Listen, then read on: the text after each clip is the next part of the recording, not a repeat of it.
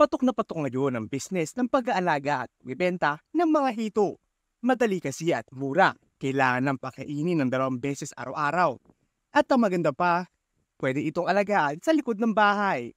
Kaya naman para sa iba, maganda oportunidad ito para kumita ng easy money. Sa hito, hindi simple lang talaga. Bigyan mo sila ng pagkain, linisin mo yung tubig, and then, all done.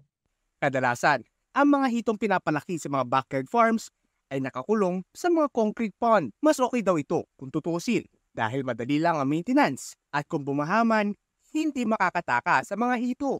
1 beses kada linggo nila pinapalitan ang tubig ng kanilang pond at 2 beses naman sa isang linggo nililinis ang filter nito para hindi mangamoy. Ayokong mareklamo kami ng kapitbahay to the point na tanggalin yung concrete pad namin. So ngayon pa lang, pinaprevent namin yun. Umaabot ng 2 buwan ang pagpapalaki ng mga hito bago ito pwedeng ibenta. Sa 3,000 hanggang 4,000 mga hito na alaga nila, na ibebenta naman nila ang mga ito sa halagang 120 pesos per kilo. Pero ang bonus daw talaga ay kung magutom sila sa pag-aalaga ng mga hito, kukuha lang daw sila sa kanilang bakuran. Ang bilis ng pasok ng pera sa hito, lalo na pag may mga customer talaga na kuha ng 20 kilo, 10 kilo. Ang pagnenegosyo ay hindi lang para sa mayroong malaking kapital. Kung may sikap at tiyaga, may paraan talaga para magtagumpay kahit sa maliit na simula.